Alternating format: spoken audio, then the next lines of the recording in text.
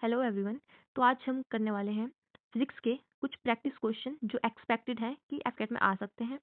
ठीक है, तो पहला है low melting point alloys usually contain lead and. जो लो मेल्टिंग पॉइंट अलॉयज होते हैं वो लेड के साथ और क्या कंटेन करते हैं, वो होगा टिन हमारा। अलॉयज क्या होता है? अलॉयज होता है हमारा जो मिक्सचर होते हैं, mixture of some homogeneous mixture of some metals and non metal mixture होते हैं। ठीक है, तो यहाँ पे बोला है lead and tin. Lead lead का हमारा सिंबल क्या होता है? लेड का सिंबल होता है हमारा पीबी। ठीक है, lead plus tin.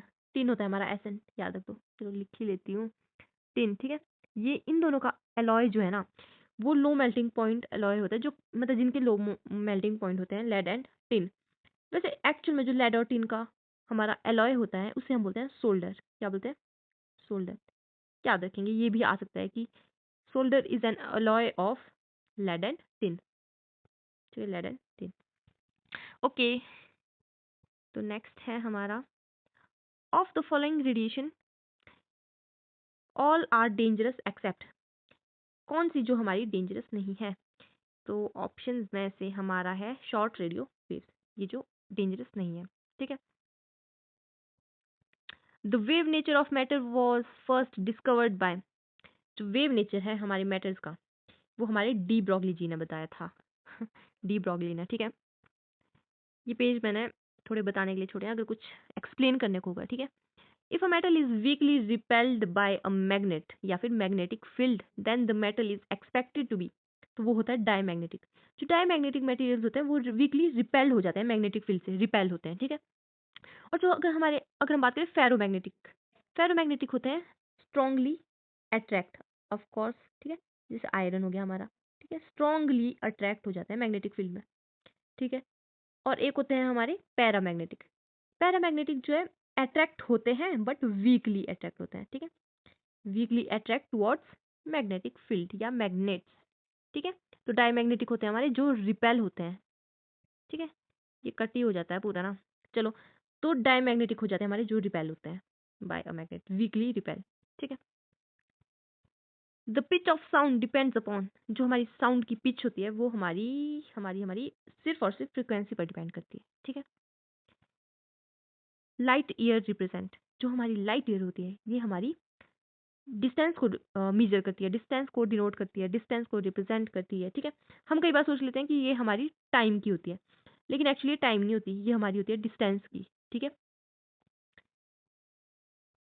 Escape velocity from the earth surface is greater than that of the from the moon surface. Of course हमारी जो अर्थ की सरफेस में एस्केप वेलोसिटी होती है वो मून की सरफेस से ज़्यादा ही होती है। अगर हम बात करें हमारे अर्थ के सरफेस में, हमारी जो एस्केप वेलोसिटी होती है उसकी वैल्यू होती है 11.18 किलोमीटर पर सेकंड। ठीक है, ये हम जो है याद रखेंगे, इसका फॉर्मूला होता है, इसे निकालने के अलग मेथड होते हैं, तरीके होते हैं, फॉर्मूला होता है, पर हम अभी वैल्यू याद रखेंगे। ठीक है, किलोमीटर पर second.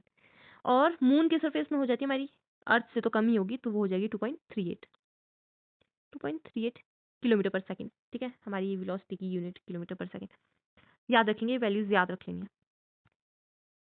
The distance of distinct vision for a normal human आई, तो ऑफ कोर्स हम सभी जानते हैं 25 सेंटीमीटर होती है। ठीक है, within the electric cell the charge is transported by. Electric cell में हमारे both positive and negative ions होते हैं। सेल ही क्या होता है? सेल ही तो होता है पॉजिटिव एंड नेगेटिव, जिसमें हमारे वो होते हैं, टर्मिनल्स होते हैं। तो इलेक्ट्रिक सेल में हमारे चार्ज ट्रांसपोर्ट बोथ से होता है, negative and positive ions. Okay, the mode of propagation of heat from the sun to the earth, ये द कैंसिल हो गया क्या? ठीक है, टू द अर्थ है ये। The mode of propagation of heat, तो हम इसे बोलते हैं रेडिएशन, ये तो सबको ही पता होगा।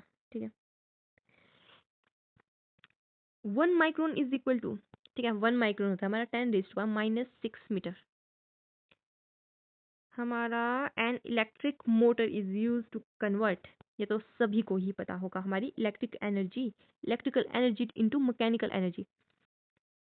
खत्म हो गया क्या? नहीं नहीं। थर्मोकपल थर्मोमीटर क्या है? Thermocouple thermometer is based on, अच्छा अच्छा अच्छा, कौन से इफेक्ट के ऊपर बेस है? ये है हमारा फीडबैक इफेक्ट। ठीक है, इनको जो डिटेल में मैं दूसरी वीडियो में बता दूंगी, लेकिन फिलहाल तो प्रैक्टिस के लिए याद रखें। ठीक है, surface tension arises due to, surface tension जो हमारी होती है ये हमारी of course cohesive molecular forces.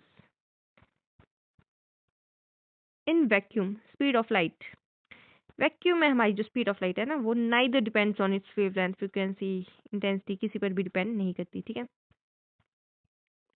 A long jumper runs before jumping because, देखो जब कोई लॉन्ग जंप मारने वाला होता है या छलांग मारने वाला होता है या फिर लॉन्ग जंपर एथलीट की बात करें तो वो पहले जो है जंप मारने से पहले जो है थोड़ा भागता है, ठीक है। वो क्यों भागता है? वो करता है ऐसा इसलिए ताकि उसका मोमेंटम बन सके। The phenomenon of radioactivity is associated with, अच्छा रेडियो एक्टिविटी, रेडियो एक्टिविटी तो हमारा डिके ऑफ न्यूक्लियस होता है, ठीक है। In nuclear reaction we have conservation of, conservation of हमारा कंजर्व रहती है हमारी मास एनर्जी और मोमेंटम सब, ठीक है, न्यूक्लियर रिएक्शन में। प्रोपगेशन ऑफ लाइट क्वांटम में be described bye photons, okay. Emission of which one of the following will produce isobars, क्या तीसरा, अच्छा आइसोबार्स हमारे प्रोड्यूस होंगे बीटा पार्टिकल से। Which one of the following is use to remove astigmatism for a human eye, human eye ये हो जाएगा हमारा cylindrical lens. The value of which one of the following quantities remain same in all the system of unit, ये हमारी specific gravity, यहाँ से हो जाएगा स्पेसिफिक ग्रेविटी, ठीक है। वो क्या हो गया, sorry sorry sorry, specific gravity इसका आंसर है। विच one of the following remains constant while throwing a ball upward, जब हम बॉल को ऊपर की तरफ फेंकते हैं तो क्या चीज़ हमारा कांस्टेंट रहता है, और वो है हमारी एक्सीलरेशन, ठीक है। In which of the following cases Ohm's law is not valid, Ohm's law जो है हमारा वो जंक्शन डायोड में वैलिड नहीं होता ऑप्शन में से, और ओम्स लॉ पता है ना सबको, V is equal to I R, ठीक है। खत्म खत्म, ओके।